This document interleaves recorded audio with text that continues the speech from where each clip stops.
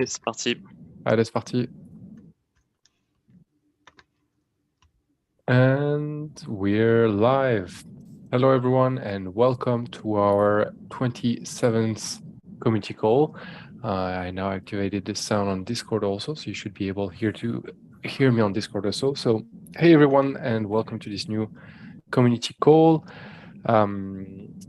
I realized that I didn't program the community call on Discord beforehand, so that's why it maybe come to as a surprise to some of you. Fear not, though, the call is recorded, so you'll be able to catch up later on. For today's call, we're going to have two guests, or really like a bunch of guests, but two guest projects. We're going to have Carbonable, who will talk about what they're building on StarkNet. Carbonable, can you raise your hand? Yay, Yeah. 3 people. And then we're going to have Clément to talk about StarkSheet. Hello, Clément. Nice to see you. We can't hear you on Zoom, and Yeah, I not... was mute, but I'm here. Just No not problem. to make some Cool. noise when I'm not supposed to. Awesome. If you can connect also on Discord, that's amazing. And yeah, so without further ado, let's start. So Carbonable, the floor is yours. We're listening. What it is you guys are building? Hey, Henry, nice to be talking with you. Thanks for the opportunity. So Carbonable, we're a Web3 based platform that makes it easy to manage an end-to-end carbon neutrality strategy.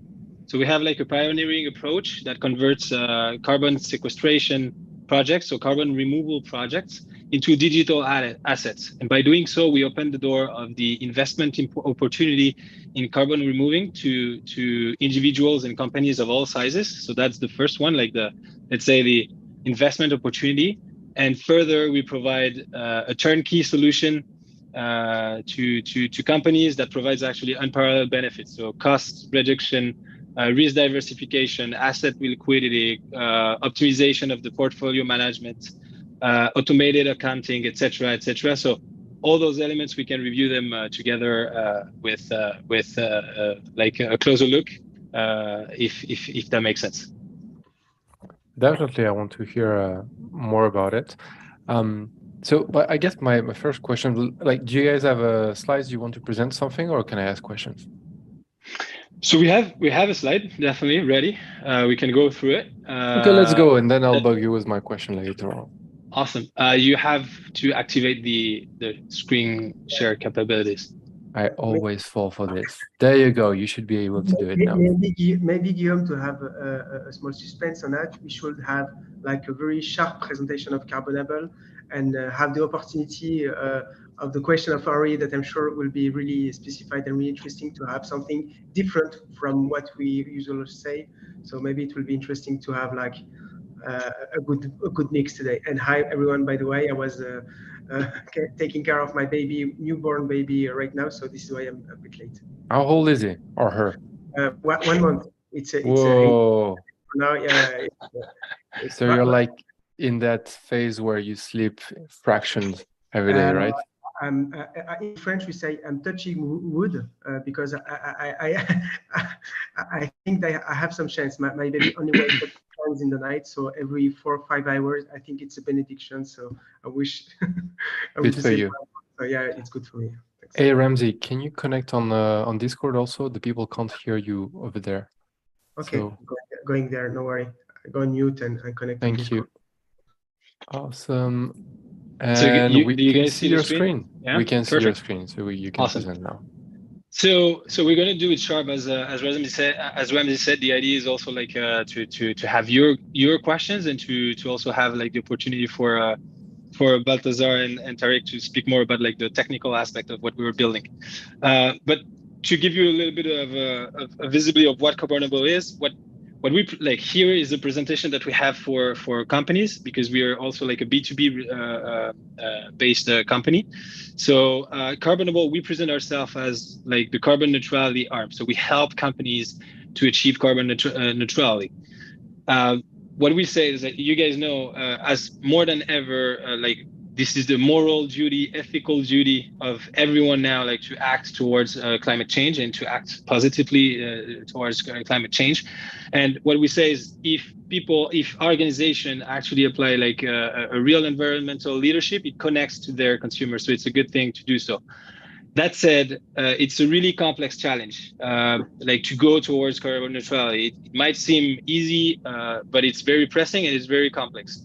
It's a niche expertise. It requires a lot of resources to actually like do an efficient one. It involves heavy investments, risky investments, etc. And there is a big lack of transparency.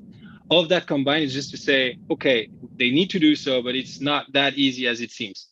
And so what we are and who we are is really like what we say, like an arm for them to do it like seamlessly and end to end. So we are the ultimate tool for effective net zero action. So from the identification of carbon removal opportunities to investment facilitation, but also like portfolio management, monitoring and brand image, we tackle the end-to-end journey, let's say, towards effective net zero action. And I would say like only 2 more slides, so maybe people realize a little bit more what we're doing. Like that one, I think is really important. What we were saying is like to do so. What we're doing really is like converting a carbon removal project into a piece, like into a collection of digital assets. So we convert, and by doing so, it unlocks unparalleled benefits for companies. So that's really like what we're doing. Instead of having like $1 million, let's say, project, what we say is like that there are 10,000 pieces of $100, and by doing so, you make this investment opportunity available to everyone. And I think that slide also is really important for everyone to understand, because we're talking about carbon removal projects, and I think for the majority of the people, it's not something that is really like, let's say, known. So it's worth actually like explaining what it is. A carbon removal project is when you invest in a project that actually captures carbon. And so those projects are protection of nature or regeneration of nature. And when when you finance those projects, as a reward, you have like a carbon credits. So that's a financial reward that exists. And so the investment opportunity here is pretty clear. If you invest in a carbon removal project, it's actually like if you were freezing carbon credits price for the time of the project. So let's say 20 to 25 years. So that's that line. If you invest in a carbon removal project versus if you buy carbon credits on the market, you will buy them at the market price, and the market price is expected to do by 50, by 100, by 200 in the next few years. And that's based on Bloomberg, McKinsey, and all other experts that analyze this market. So that big delta here is, as an investor, is either like a gain, like a revenue that you can earn, so a yield, or as a carbon offsetter, as a company, this is a gain that this is a cost saving. So this is the difference between what you would spend if you would actually buy carbon credits versus what you would spend if you would fund carbon removal projects. And I think we could go further along with all the different advantages of Carbonable, but I think we can go to questions and explore maybe more like the technical side. Yes, definitely. So look, I pardon my French. Can you go back one slide? Yeah, absolutely. Sure. I'm very wary of slides with gradients and promises of huge gains. So can you please explain more what this is? Because like, where is that money coming from? Like, how can this become more? What is the funding price? What is a carbon credit in the first place? Like, how does that money get created? Yeah. So because like if I understand correctly, right? You're taking a traditional finance mechanism, which is carbon credits, and you're tokenifying it and putting it on the blockchain. So essentially, you're using Web3 as the backend for something that is more TradFi, right? So that you raise an important point, and I think it's important to clarify, is that we're not tokenizing the carbon credits itself. we are tokenizing the project, and that's a huge difference. We're not tokenizing like the carbon credit. You have other, let's say. Okay. So can you explain what is a carbon credit and describe an example of a project in which people invest in, please? Yeah. So projects that we support are, let's say, a regeneration of nature. So for example, it could be like a mangrove regeneration in a place where mangrove has been destroyed, or so a it means reforestation like, project. So like planting trees. Exactly, for example. So that like it's nature regeneration. So we regenerate, let's say, a natural ecosystem. And when you do so, you have like as I said, like a reward, like a financial reward, which are carbon credits. So you finance this, and to thank you to finance this, you will receive carbon credits. Where is that coming from? Who pays for that? And what, like, is it money? What is carbon credit? So the right to pollute? So carbon credits are definitely not a right to pollute. They're more like actually like let's say the opposite. They're what you have to pay because you pollute. So I think it has to be done, like it has to be seen on the other way around. It's putting a price on the fact of polluting. So before they exist, they had no cost about like polluting. Now it's like it's an incentive to actually stop polluting, which is in a way good. So ideally, it's kind of like the thing people paid way long ago when they sinned to the church. I'm not aware of that. I don't remember how this was called. Back in the 1500s or something, there was this shift between inside Christians between Catholics and Protestants. And Protestant, one of the bases for Protestant to move on was I think in French it's called the obligation, or I don't remember. Was it the indulgence? Yes, exactly, indulgence. No, but I'm actually don't remember. I know this is not this. So, but if I understand correctly, like carbon credit, it's like it's a government incentive. How, like, is it something like? It's not. So it's hard, and we enter directly into the technical part. But let's say carbon credits originally, they were just like indeed like a national-based type of regulation with big polluters, big industries such as aviation, cemeteries, etc. So those guys had to respect a quota of emissions in the atmosphere. So it's like any company, you pollute. Like this is by default. You cannot have like a net zero company by itself. Any activity on this planet generate emissions. Now, the idea is they wanted to limit those emissions, and they defined quota. If you went above, you had to pay. If you went below, you could resell your quota. Now, this was like the original carbon credit that is called like the regulatory carbon credits. Now comes to play what we call like the voluntary carbon credit. And that voluntary carbon credit is applicable to all companies in the world.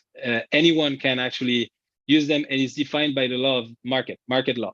So it's not like regulated by every country. It's just based on demand and offer.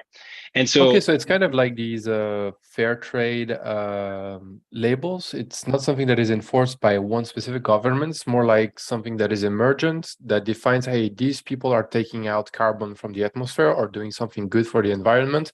So by paying this, you compensate for your impact in another bucket. And that's the way of putting it.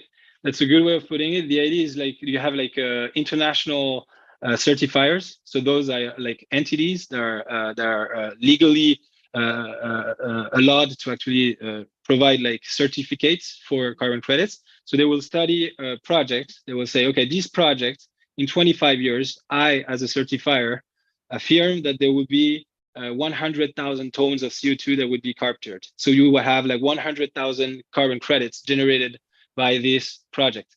And when they do so, then it means that any company could actually like buy those carbon credits and apply them to their carbon neutrality map. So they do a carbon footprint, let's say like analysis. They know that they emit X quantity. They reduce the maximum of what they can, because like the idea is like for them to reduce a maximum. And when they reach what is called like the incompressible emissions, so what you cannot reduce, then you would apply like a compensation, like carbon neutrality compensation or contribution, which are those type of carbon credits. And by doing so, you reach what we call net zero as a carbon footprint. Maybe one Okay, point. it's much clearer. Thank you. I don't know if you heard me, but I wanted to react on one subject pretty precise. I think here it's important to difference what is the mission of Carbonable and what is the carbon credit market. And I think the carbon credit market, we are not inventing something. Something already exists. It's the carbon credit market. We exist because there's decarbonization projects that are financed by companies. Today, it's really big companies that can afford this kind of project. And there is an incentive behind. The philosophy behind this incentive is to say, okay, we need to find a solution where every goods that you buy everywhere have a negative impact on the planet. We need to find an incitations to push the companies to compensate this negative impact on the planet. And to do so, the carbon credit was the good theory that was placed since Kyoto. Today, what we are saying, we are expert of the field. We are like business expert. Let's say we know how it works. We don't replace everyone. We don't want to make a new kind of carbon credit. We want to work with the people already working on the fields, with people already doing certification, with people already selling goods, and to find the solutions to fight the bullshit behind the greenwashing. How do you find the bullshit behind the greenwashing? Is to facilitate the whole process, to facilitate and to provide traceability, remove the opacity, and provide a qualitative audit that can give you a status of the project at any time. Today, I give you an example of a kind of issue. There's companies that finance decarbonizations, and the accountings of the carbon credit is really complex. So what do the certifier is they provide all the carbon credit at the beginning of the project, where a product is supposed to durate like 20 years. So it happens sometimes that companies use carbon credits that is not absorbed by the project. Is not that doesn't make sense. Today we have something called smart contracts that enable vesting of carbon credits on a period with a full liability, and there's also a way to manage the traceability and the transparency for every time a carbon credit is consumed, to link it to the project from where it's minted. Here today, what we are seeing at Carbonable is the issue is not on the marketplace. It's not to tokenize the carbon credits. We think that the issue is making a good supply of carbon credit, a good supply of project that makes sense. And to do so, we need to work on the tokenization of what makes sense. We don't want to put blockchain everywhere. We want to put blockchain where it makes sense. Blockchain makes sense to have traceability. Blockchain have sense to finance easily and to have like a crowdfunding type of activity. Blockchain makes sense when you want to manage accountings and finance for vesting of carbon credit on a long period of time without depending on companies. For example, Carbonable. Today, you don't need to be to trust Carbonable to receive your carbon credit. We manage with the certifier, it's not us, with the project holders. We manage a contract where we attach the contract, a real contract that has been signed with the smart contract, and the smart contract manage the distribution of the carbon credit. That's really cool. So this means that, like, technically, if you're holding the token of the investment, like, say, I'm taking an example. Let's take a forest, right? Reforestation. You have a project of reforestation. If I buy the token, I'm not buying a liability to Carbonable. I'm buying directly into that project of rejuvenating a forest. And as it absorbs more credit, I get to emit more carbon credit, and that's how I benefit from it. Is that it? Actually, what you buy NFTs. Okay, from Carbonable. What we decided, the easiest ways to work with today, what happened without Carbonable. Today, if you want to invest in the nature, you have to have the capability to detect good projects. You have to have a capability to finance this project, which will be huge, and you have capability to be subjected to a risk for this project. Today, what we do is that you need to go to finance it through a legal entity. For example, today, a trust. When you invest in real estate, you use an SAE or any other, for example, in France. That's it. So today, what we find is that the proof of participation, the proof of exploitation could be incubated in an NFT. Today, what we are selling is NFT. The NFT is like a shares of a project, of a specific project. It's exactly the slide that you have on the screen that give you all the information of the project. We decided to choose NFT because we want to have we want to build the traceability, the opacity, and fight against greenwashing, but we want also to think new way of user experience for tomorrow. Imagine tomorrow, if you buy your cheese, industrial cheese at the market, you can have a QR code that provide you all the information of where these products have compensated his negative impact on the planet.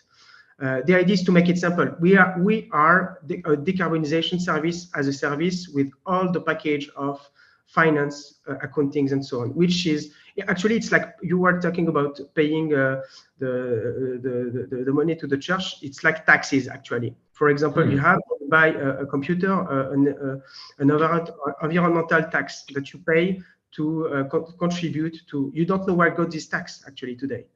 Blockchain enable you to have more than taxes that can enable you to go from end to end, from the end user, which is the consumer, to the trees being planted. I'm stopping here because I can be like sometimes long. It's a passionate debate. No, I mean, it's a really interesting topic, and I've been a bit stingy in my question on purpose. I think it's an interesting topic, and I really want to understand it well. So I think I understand what it is you guys are building, and I think we have on the call Tarek and Baltazar, who are more on the technical side. Do you guys want to talk a bit about how you guys are using StarkNet for that project, and what are things that work a bit less, and what you guys are looking forward to? Yeah, sure. So I can start. So I won't go too deeply in the technical aspects. The purpose is to show you what we do and what we use. Our GitHub repository is open source. So if you have similar needs, feel free to benchmark us. And if you have a question, please feel free to ask us now or later. So to match what Ramzi and Guillaume said on the blockchain, so we basically have a set of 4 contracts to do so. The first one is the Carbon project contract. So this is a token collection of a single real-world funded project, as described Ramzi and Guillaume. And so far, it is an ERC 721. Okay. And the second contract is basically a minter. So this is a homemade minter contract. It allows everyone to invest into a project, and it manages also a whitelist process using a Merkle tree. So both the project and the minter works in a pair. And so if we need to fund a new project, we will deploy a new pair of contracts of a minter and a project for now. We also have a third contract, which is a vault. So this is a homemade vault. So it locks the user tokens for a period of times if they want to deposit in it, of course. It computes the shares for each users looking the tokens, and it also deploy a vesting contract, which is set up accordingly to the shares. And finally, the last contract is a vesting contract, as I described, and deployed by the vault, which is basically the StarkVest contract proposed by Abdel a few months ago. And it allows to create a linear vesting for each users. And users can claim directly their reward thanks to this contract. And basically, we have 2 kinds of vaults, which have the common features on it. So basically, the user will have the choice to lock into a vault for offsetting their credit carbon that are emitted by the real projects. So to become neutral carbon, or they can also decide to lock into another vault to resell the credit carbon and have yield regarding this. Okay, and basically the users can switch between one and other. We have a lock period to ensure, because there is a lot of process off chain for now, which are to define how many credit carbon we have to offset and how many we have to sell. So we have a locking period that is like something like 1 month, and that's it. And we have I will finish quickly to don't take so much time, but we have also an aside contract, which is an ERC 1155.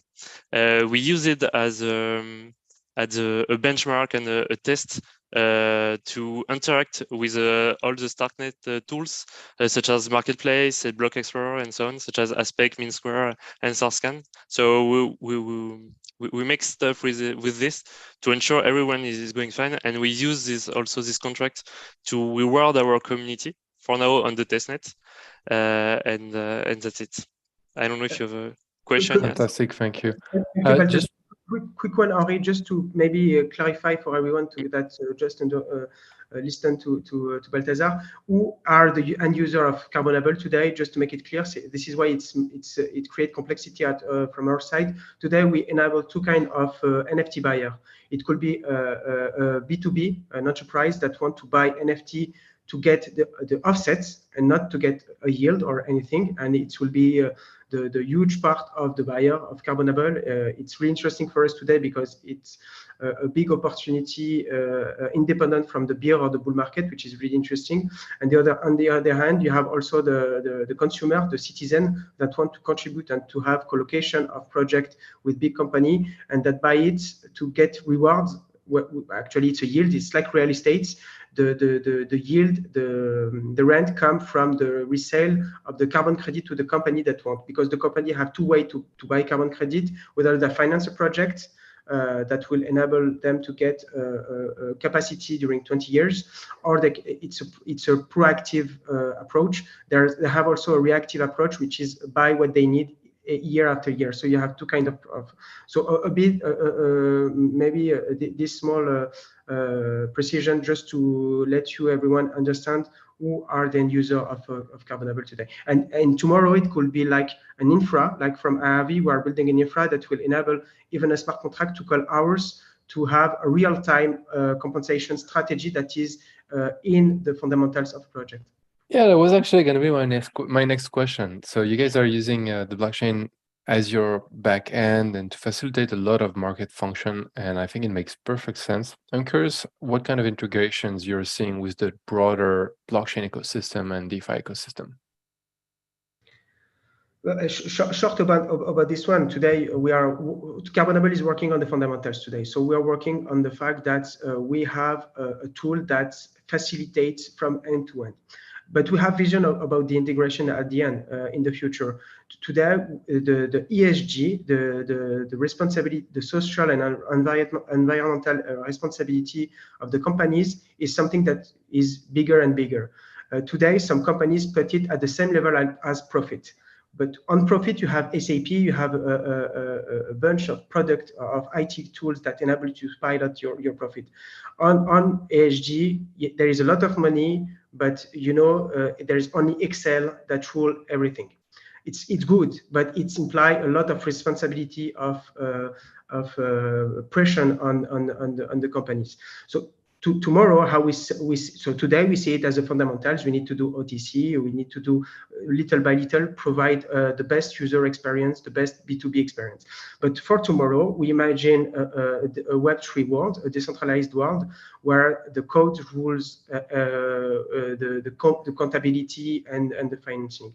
And the idea for us is to build something that could be called by any infra, a Web3 infra, decentralization infra, that want to manage, that want to put the responsibility, the compensation and the social, the environmental responsibility in the heart of its fundamentals.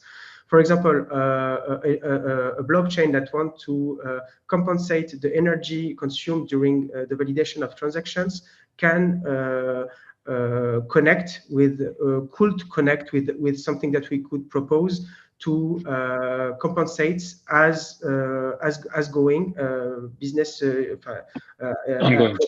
transaction or batch after batch, which make more sense because we don't want to consume more energy that we compensate. Makes sense. But the idea is here, we want to be a compensate as a service, and to be compensated as a service. If you look at what is happening in the Web3 world, it's something that totally makes sense. Actually, could be Cool, the same. thank you. Could be the same for taxes. I think we are working on a use case which is voluntary participation compensation. But tomorrow we can imagine with regulation, or I don't know, it's not my wish, but it's kind of use case that could be applied in a lot of subjects, like I don't know, royalties, also taxes, and so on. That's where you want traceability from end to end, from payment to end user or a service that is provided. Cool, thank you. It is clear. I just want to mention to people listening to us, if you have questions, you can ask them on the community calls channel. Tarek, I think you wanted to mention something. Oh, yeah. So can you hear me? Yeah, we can actually hear you pretty well. Your mic is good. Perfect. So just to talk a bit more about the You're technique. deactivated on Discord, though. Oh, okay, let me check. Sorry. I'm not sure how to do. Okay. Is it better? There you go. Yeah. Now we can hear you. Perfect. Just wanted to add that right now, so first we are open source, so we are trying to add a new public good to the StarkNet community.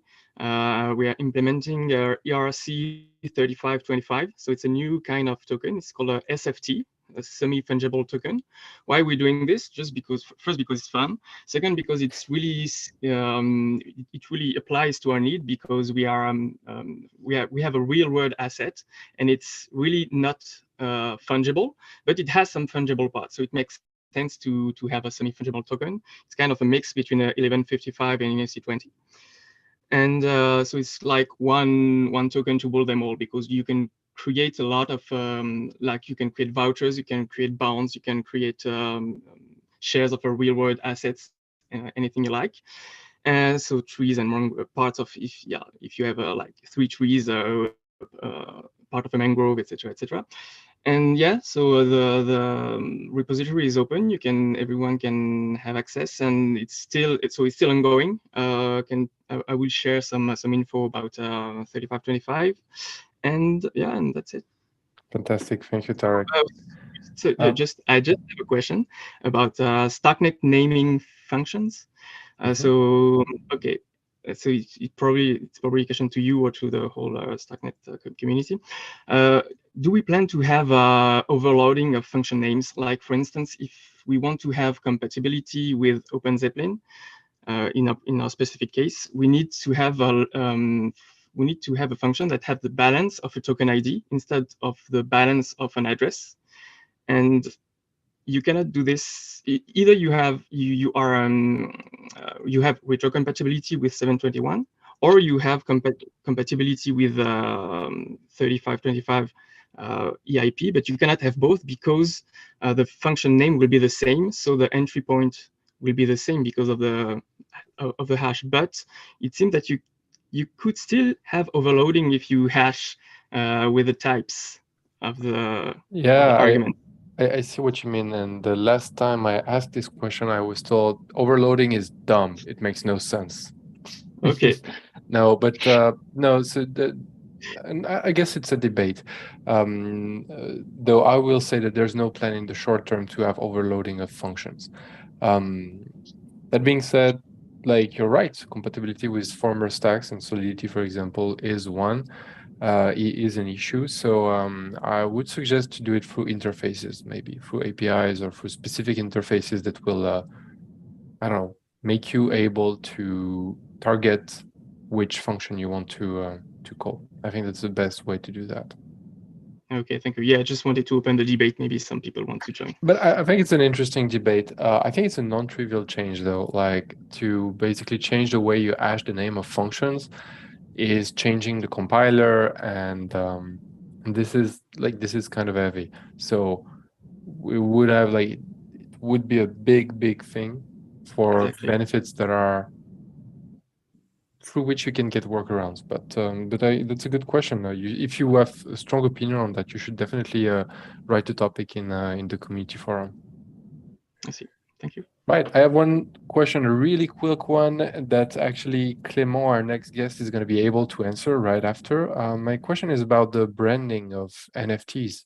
How do you guys manage having a environmental projects selling NFTs when NFTs are associated with people who burn gasoline for fun. And I guess my question is like, I think the term NFT is dead. I think we're not going to be able to market NFTs for the next 10 years. We're going to have to rebrand this. Do you guys have ideas around that? Well, I would say in general, what we're building is really like, we want to put like trust and transparency and traceability like in the front door of what we're building, so that really like people can understand that nothing is bullshit about what we're talking about. All sources are here. You can dig as much as you want into all the information that we provide. So that's, I think, being like like bulletproof in a way is one of the way to actually prevent that type of bashing. Also, it depends on who you are talking with, right? Like with companies in general who are not familiar with Web3 will use like digital assets, who won't put like NFTs, because this is what it is, right? Those are digital assets. When we talk to actually like the Web3 enthusiasts, we can be specific and mention like, yeah, NFTs because we use like this type of ERC, etc. But and maybe you're right. For a long while, tokens were a bad word. Like following the ICO craze, tokens were like, no, please, no token. And now we're getting back to it. So maybe NFTs will become bad. Will be good again. I think it's really like the our mission, our vision goes even beyond like NFTs as such. It's just like, of course. No, but it was also Web3, because Web3 has had a bad reputation in the past, like few, like not later than FTX, right? What happened? So the idea is really like to be as bulletproof as possible, as trustful as possible. Yeah, and I think it's a great strategy. What I mean is just that the term itself is loaded. Now, I don't know. Do you have thoughts on that? Just wanted to say that we are focusing on the use cases, on the fundamentals. So it's every time the same. So today, what is interesting for us is what we can do with the object that we have. Today, it's called NFT, but you saw Tariq and Balthazar are playing with two new EAP, which is ERC 1155 and 3325, which is really interesting. Actually, tomorrow, what is interesting for us is to see what is the best use case, real life use case that we can contribute to improve. We know that we are really low in terms of maturity of the technology, in terms of application, use case application, real life application. We are putting our stones. We are contributing to it, and of course, maybe it's not the right naming, branding, or I don't know. We are focusing on providing value on what makes sense for us, and this is you're right. But actually, we don't spend a lot of time on that part. We focus on the use case. But it will be interesting to see what will be our contribution to the branding of the NFT in the future, or will we need a new name for it? Nice. What do you think, Clément? Is the NFT term dead? Yes, I was just wondering if I should unmute on Zoom or on Discord or on both. We can hear you in Zoom. Let's check. We can hear you in Zoom, and you should unmute yourself on Discord. Discord as well. Like that. Like that, it's okay. But now you have an echo. So when you're not talking, you should mute yourself. Okay, so I was thinking the same. I mean, the NFT world is definitely bad for someone that just build a product that uses digital assets as the base layer for storing users' data or different things that need to be transferred. I'm personally contacted a lot by scammers on LinkedIn that just because there is somewhere NFT written, I think in the doc, tells, okay, I can help you sell your NFT. And people also that buy NFT because they think that they can have some value after a scarcity added or something like that. So I always tell them, I'm not building an NFT project as you think it is. So if you're interested in scarcity, I'm not, and go find other things. So there is an issue, might not be in the long run, I guess. Nice, thank you. Well, I guess that's a good introduction. So you're not building NFTs in the traditional term. What is it you're building, Clément? Yes, a very good question, Henri, and thanks for letting me present here a bit what StarkSheet is. So StarkSheet has been around for almost 6 months, but I guess that no one actually understands what it does. because either myself, sometimes I'm also hesitating with the end goal of the product. So I think that the best would be to directly share my screen and to talk, commenting the. Can I share the screen? Please give us a sweet demo. I'll mention that if you have questions for our guests, you can take a look in the community calls channel. I need to. And if you want to check Clément's demo once he has reinstalled Zoom, apparently, because that's Yes, always when you're live with 100 people watching you, that you're gonna have to reinstall. But if you want to follow the demo, you can go on the YouTube link that I've shared in the community calls channel. So I'm guessing we have like what, a minute or two before Clément joins back. What should we do? I can sing a song, like maybe make some elevator music. I do the rhythm. Go on.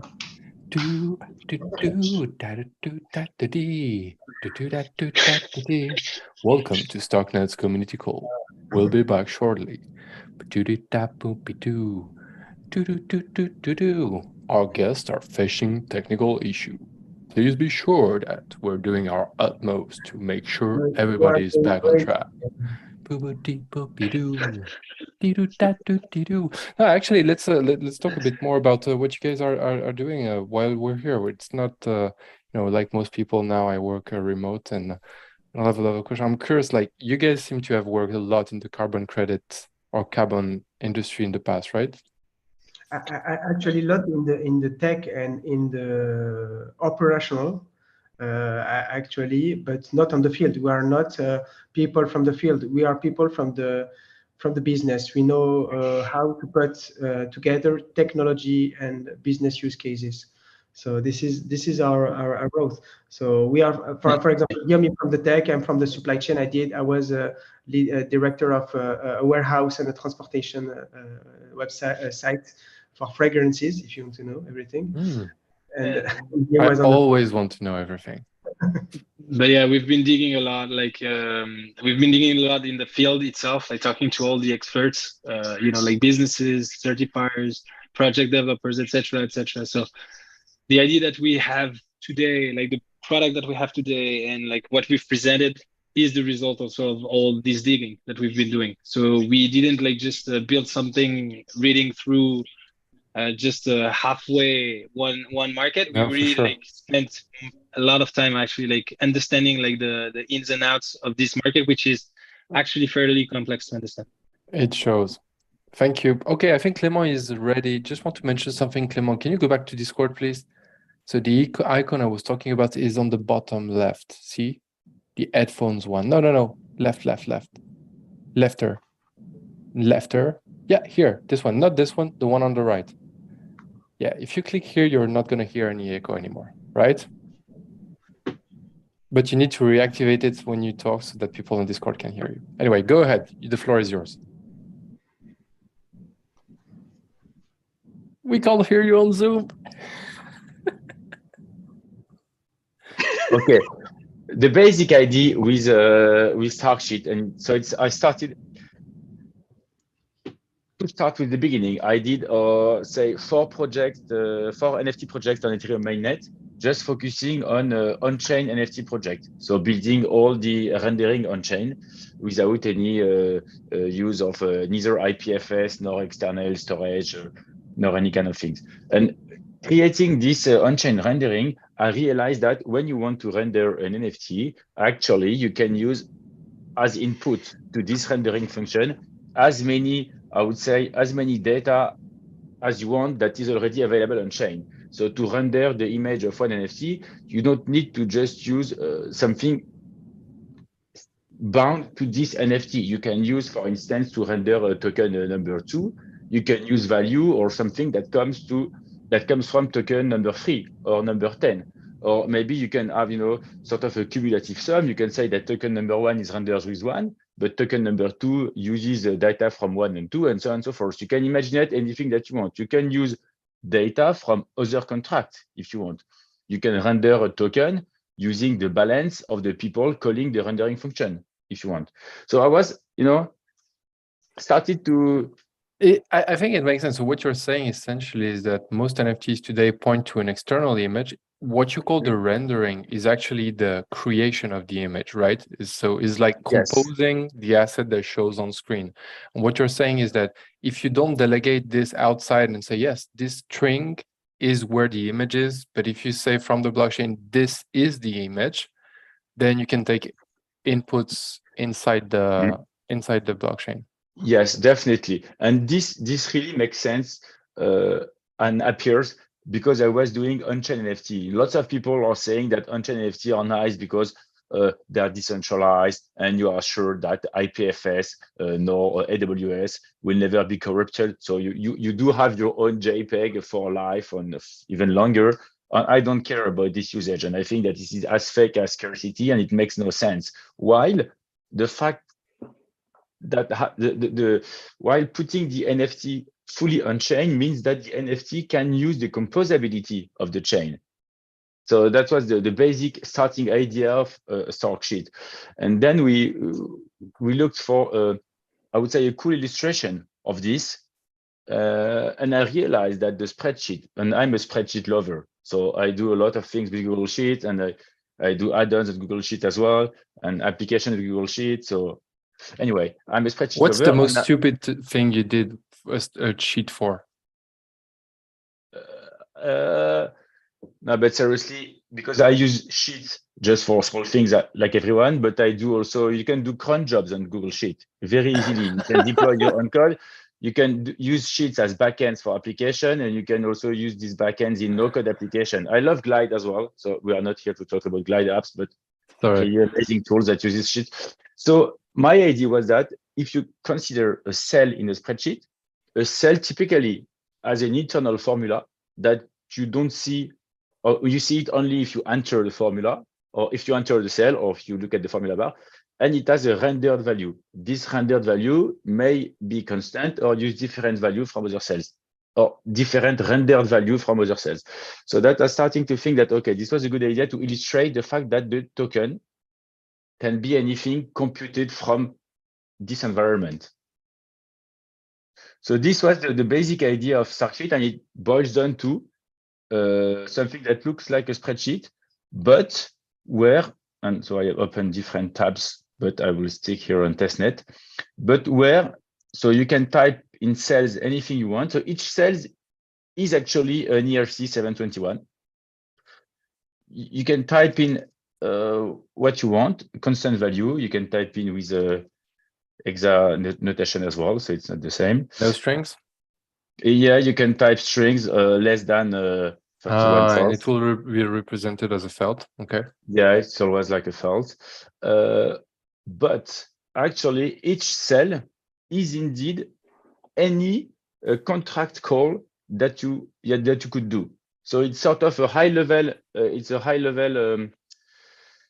I would say high level language, high level syntax to call anything that you could possibly do on chain. So I have a bunch of examples here. So if you type just an address here, it's an address.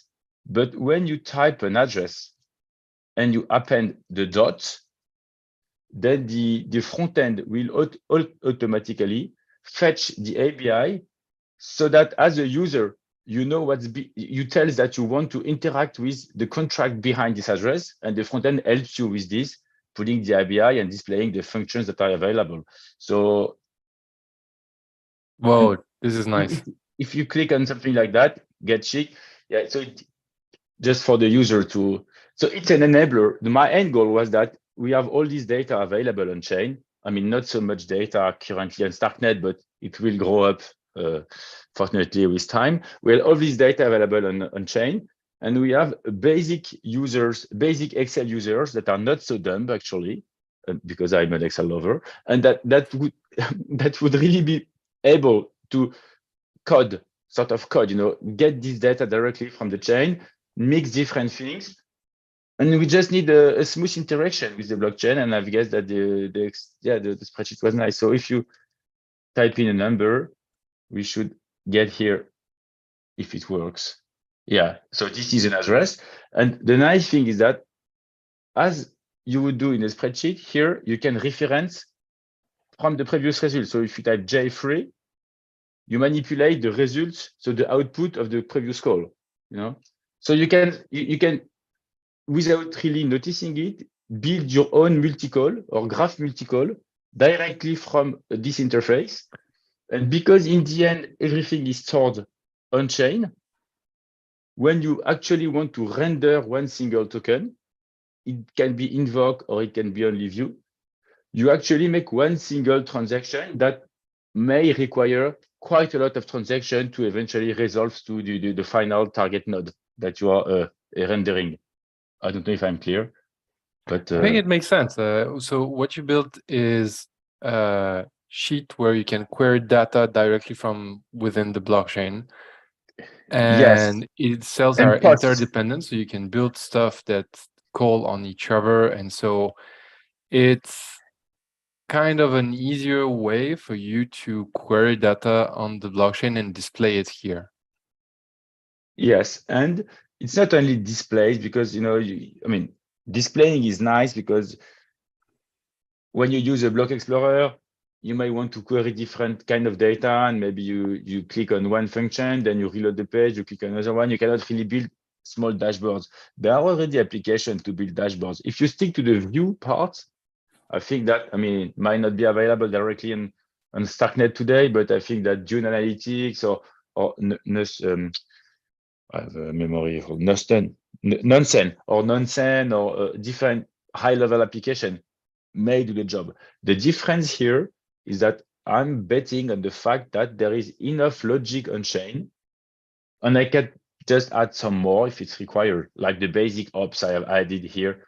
I have added a contract for doing not this one, sum, prod, div, just basic math operation. There is enough logic on chain so that you don't need to deploy your own logic to create, in the end, anything you want still on chain. So that you sort of not deploy a new contract, but you create a graph of logic, so any logic you want, just reusing what's already available. So it's a way to compose existing code, yes, and take pieces of code and assemble into something new. Yes, definitely. So yeah, you compose, you pick and compose, and you post again on chain so that actually it could be stored off chain, and we could just use the account abstraction feature, native feature of StarkNet to I would say, to resolve a token, just ordering the right way all the transaction required to eventually do the last one. So I've decided to go on chain first. This might actually not be the most but it's definitely depending on the use cases. I think that people may want to store on chain, or others may not care about saving this cost of on-chain storage and just relying on a provider. So when does the transaction happen here? Every time you mint a cell? Every time you click save, I guess you're minting the cells that were not minted. So when you save here, it just saves the whole workspace. So it saves the diff between what you had before and what's now. So I have an error. I don't know what's. Anyway, it saves the diff between. All the current changes, and when the front end detects that the transaction is not meant to be viewed, but it's meant to be invoked, then it displays a green cell instead of blue one. And when you double click, it will trigger the actual, so it's called render cell, but the execute. So it will execute the graph of computing. So you can, and it's not here on this sheet, and it takes maybe half an hour to build, but you can build, for instance, a sheet where you have a column of address, and you do in one single transaction a transfer to 10 address. Like you take your own balance and you say my balance divided by 10, and you have listed 10 addresses in one column, and then you have one is transfer in 10 rows, and then the final rows is like all, and you group all these transactions into one single transaction. So it's somehow a transaction builder as well. So how would you advise, like if people say, oh, this looks fun, what is some fun experiment you'd like people to do with StarkSheet? So this is a good question. StarkSheet is meant to be, I would say, an application to build with and to play with. So if you want to, I had this idea, for instance, I was lucky enough to get money from a Gitcoin GR15, but I received money in like 5 different tokens, while at the end of the day, I wanted just to have USDC. You can take 20 minutes of your time, a new sheet, and you build a multi-swap from a list of tokens to a target token, just one. And with a single transaction, you sort of small application that can do a multi-swap. So this is really easy. You can. So if you're more comfortable with sheets than with JavaScript, for example, you can do this swap in a single call very easily. Yes. Through StarkSheet. Yes. Very nice. Yes, you can do this kind of thing. And also, I started to talk with Julien from Argent as well, because since each one of those cells are NFT, like standard NFT, they are rendered in the wallet. If you look at here, you can see all the cells that you have. And this, it makes you laugh, but these values are dynamic, which means that if something here changed, so it changed the final rendered value of a cell, as you would expect in a spreadsheet. And so it changed in the image of your wallet. So your wallet becomes somehow a dashboard as well. That's nice. That's really cool. And now it's not integrated, but if the wallet was detecting, as I do in the front end, that some cells are meant to be called, are meant to be invoked and not only viewed, then it could allow the user to have in their wallet some sort of predefined or something. Yeah, predefined transaction, predefined action that you would like, that you could build on StarkSheet and run from your wallet directly. No, so these are all the ideas that we have. It's for builder with a higher level of interaction. So not people, not developer, but thinker, I would say. Very nice. Cool. Look, we're reaching about the end of our community call. This was a really insightful demo. So thanks for this, Clément. Your call to action is clear for people to go and experiment and test how. And tell me, give me feedbacks, and if things need to be changed, not as smooth as they could be, or so how do people reach you? But we have a Twitter. We have Discord. I don't check it so much, but maybe at least once a week. And there is also a Telegram group, StarkSheet Beta Tester, that it's open to join, I guess. Very nice. Okay, so StarkSheet. What's the website? StarkSheet XYZ.